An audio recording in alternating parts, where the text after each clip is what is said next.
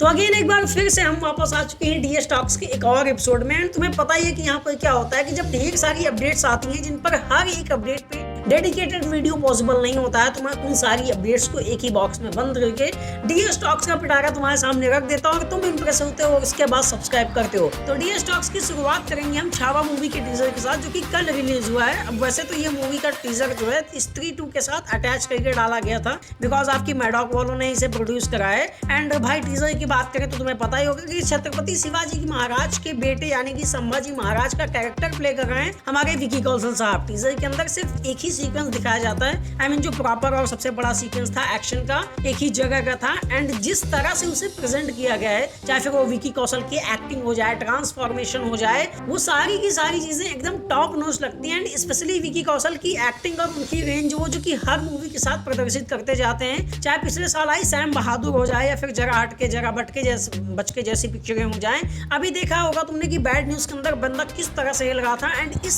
Teaser में जो presentation है, बंदे की जो एक्टिंग है, जो रेंज है, ऐसा लगता है कि ये बंदा दुनिया में कोई स्टार बने ना बने, बट बहुत ही जल्द ये बंदा इंडियन सिनेमा का एक बहुत बड़ा चेहरा बन के आएगा। एंड पता नहीं क्यों ऐसी गट्स फीलिंग है मुझे। इस टीजर में एक और खास बात मेंशन करना चाहूंगा, वो है अक्षय खन्ना साहब हमारे। आई मीन औरंगजेब का कैरेक्टर उन्होंने जिस तरह से पकड़ा है, पहचान में ही नहीं आ रहे थे। क्रेडिट्स में देखने पे पता चला कि हाँ, ये जो कैरेक्टर प्ले कर रहे हैं ये हमारे अक्षय खन्ना है। तो इसके लिए एक्साइटेड हूं मैं। 6 दिसंबर को मूवी आ रही है एंड लेट्स सी कि मूवी क्या करती है। बाकी उम्मीदें तो इससे बहुत ज्यादा हैं। सेकंड टॉक है हमारी स्त्री 2 का कलेक्शन। 5 दिन के अंदर इस मूवी ने 243 करोड़ रुपए के अप्रोक्सीमेटली कलेक्शन कर लिया है सिर्फ हिंदी नेट से। एंड इस मूवी ने इस साल की सबसे बड़ी हाईएस्ट ग्रॉसिंग बॉलीवुड फिल्म यानी कि फाइटर के बॉक्स ऑफिस कलेक्शन को बड़े मार्जिन में बीट कर दिया है सिर्फ 5 दिन के अंदर। एंड ये चीज दिखाती है कि जब आप ऑडियंस की एक्सपेक्टेशंस पर खरे उतरते हो तो भाई कुछ भी चल जाता है। आई मीन कि तुम्हारी एक्सपेक्टेशंस क्या हैं इस मूवी से लेके, अगर कोई प्रोड्यूसर समझ जाता है या फिर कोई डायरेक्टर समझ जाता है तो वो फिल्म क्या कमाल कर सकती है। लास्ट ईयर हमने गदर 2 के साथ देखा है, जवान के साथ देखा है, एनिमल के साथ देखा है।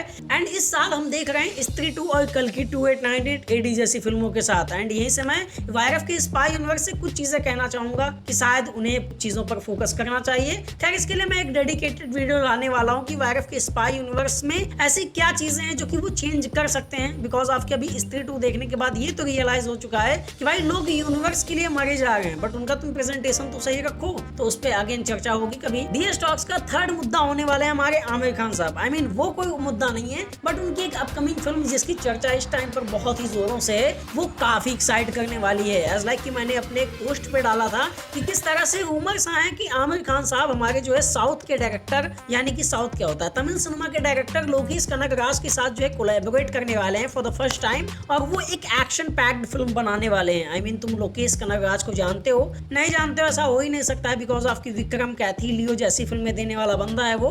एंड सबसे बड़ी बात यह है कि उनकी मूवीज की जो थीम होती है वो स्पेशली मुझे काफी पसंद आती है। हाँ, वो हर बार वो रिपीटिव चीज करते हैं।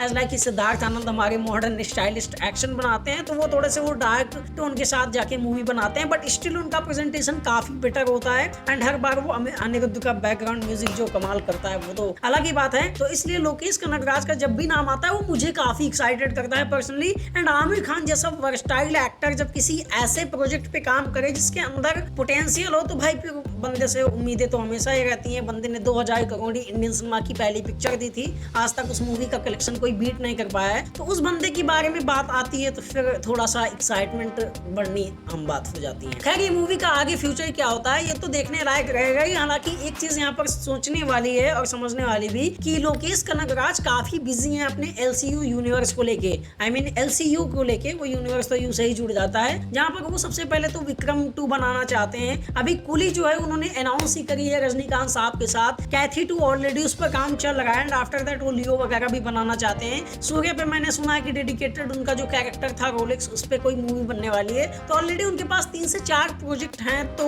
मतलब इस बीच में कैसे वो आमिर खान साहब के साथ ये मूवी मैनेज करेंगे ये देखना काफी दिलचस्प होगा। हालांकि लेट्स सी, देखते हैं क्या होता है। बाकी तुम सब्सक्राइब कर रहे हो ना। डीएस टॉक्स का फोर्थ मुद्दा हमारा वायरफ का स्पाई यूनिवर्स। आई मीन कि तुमने सुना ही होगा कि वो फीमेल लीड वाली मूवी जो थी आलिया और सरवरी मैडम वाली, उसकी शूटिंग स्टार्ट हो चुकी है। अल्फा जिसको नाम दिया गया है उसकी अनाउंसमेंट भी हो चुकी है एंड वॉर 2 पे भी अभी काम चल रहा है। एंड अभी खबरें कुछ ऐसी आई हैं कि अल्फा मूवी के अंदर जो हमारे ऋतिक रोशन साहब का एक गेस्ट अपीयरेंस होने वाला है। आई मीन कोई कनेक्शन बिल्डअप करने की कोशिश कर रहे हैं एज लाइक कि आलिया भट्ट के जो मेंटर होंगे उनका रोल प्ले करेंगे हमारे ऋतिक रोशन साहब। तो ऐसा सुन के अच्छा लगा कि हाँ वायरफ थोड़ा सीरियस है अपने कैरेक्टर्स को लेके, अपने उस बिल्डअप को लेके, अपने कनेक्शंस को लेके, जो कि इस यूनिवर्स के सबसे वीक पॉइंट हैं। ये अपने यूनिवर्स के अंदर कनेक्शंस तो बिल्डअप करने के नाम पे बस कैमियो ही दिखाते जा रहे हैं। खैर अल्फा मूवी में अगर ऋतिक रोशन साहब अपना जो है अपीयरेंस देने वाले हैं एज ए मेंटर, तो फिर एक चीज और क्लियर होती है कि मे भी ऐसा भी हो सकता है कि वॉर 2 के अंदर आलिया भट्ट की कुछ क्लिप्स दिखाई जाएं। आई मीन ये वैसा ही बिल्कुल होगा जैसे कि बेबी यूनिवर्स के साथ हुआ था। नहीं, वो यूनिवर्स कभी बना नहीं,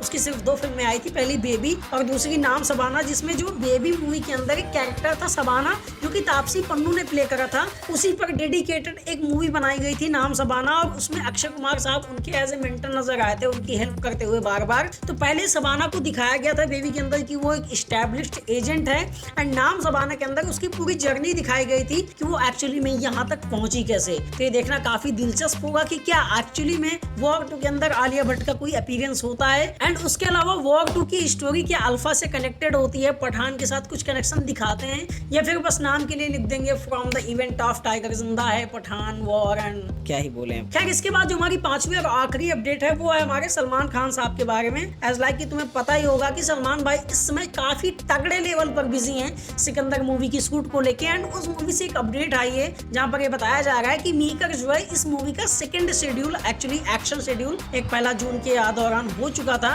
एंड अभी वो अगस्त से फिर से चालू करने वाले हैं। और इस शेड्यूल के अंदर 10,000 गन्स एंड बुलेट्स को मंगवाया गया है, ऑर्डर किया गया है। तो एक एक्शन सीक्वेंस होने वाला है। और इस अपडेट में एक और चीज छुपी थी, वो हमारे सलमान खान साहब के कैरेक्टर के बारे में, जहाँ पर बताया गया है कि वो जो है कि बिजनेसमैन का रोल प्ले करेंगे जो कि काफी काइंड हार्टेड भी हैं एक टाइम पीरियड पे, बट उनका एक पास्ट होगा। हाँ तुम सही सुन रहे हो, इस मूवी के अंदर उनका कोई डबल रोल नहीं होने वाला है, डुअल पर्सनालिटीज को प्ले करने वाले हैं, एक पास्ट और प्रेजेंट में। जहाँ पर पास्ट में वो काफी बैड एस कैरेक्टर रहे होंगे, आई मीन गुंडागर्दी दुनिया भर की चीजों में सबसे ज्यादा आगे। एंड आज के टाइम पर जो प्रेजेंट सिचुएशन है वहां पर वो बंदा काफी सीरियस है, काफी शांत और कूल स्वभाव का है। हाँ थोड़ी सी कुछ वाइब्स आई मुझे तो सबसे पहले इस अपडेट को सुन के एक वाइब आई थी, वो है हमारे फरहाद नोलन साहब जी की मूवी किसी का भाई किसी की जान को लेके। एंड दूसरी एक और वाइब आई थी दिलवाले मूवी की। लाइक कि तुम्हें पता होगा कि उसमें भी स्टोरी कुछ ऐसी थी कि एसआर के कैरेक्टर बचपन के टाइम पे, आई मीन पास्ट में बचपन क्या होता है, वहां पर जब काजोल मैडम से मिलता है तो वो गैंगस्टर टाइप के लोग रहते हैं, एकदम गुंडे टाइप के। एंड आफ्टर दैट कुछ चीजें ऐसी होती है कि बंदा काफी सीरियस हो जाता है, अपने भाई की परवरिश करने लगता है।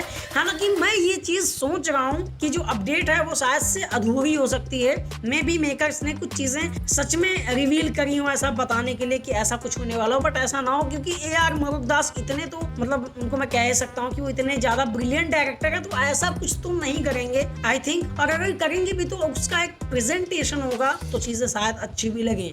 आई मीन मूवी के अंदर सबसे बड़ा चीज प्रेजेंटेशन ही होती है, और ये हमने नोटिस करा है अमर कौशिक के साथ और फरहाद नोलन साहब जी के साथ, दोनों के पास बस प्रेजेंटेशन का ही तो फर्क है। बाकी बजट उनको 300 करोड़ दे दो वो बजा देंगे, बजट बंदे को 30 करोड़ दे दो वो बजा देता है। तो लेट्स सी कि आगे चीजें कैसी होती हैं। अगर कोई अपडेट मैंने मिस करी हो तो वो तुम कमेंट सेक्शन में बता सकते हो, नेक्स्ट वीडियो में कवर हो जाएगी। एंड सबसे बड़ी बात, मैं एक वीडियो लेके आने वाला हूँ वायरफ के स्पाई यूनिवर्स पर, पूरा डेडिकेटेड कि उनकी प्रॉब्लम्स क्या है, लूप होल्स क्या है, उनका सॉल्यूशन क्या है। तो उसको तुम जरूर देखना और उसके लिए तुम्हें चैनल सब्सक्राइब करना पड़ेगा। बाकी मिलेंगे किसी अगले वीडियो में। ओके बाय, जय हिंद।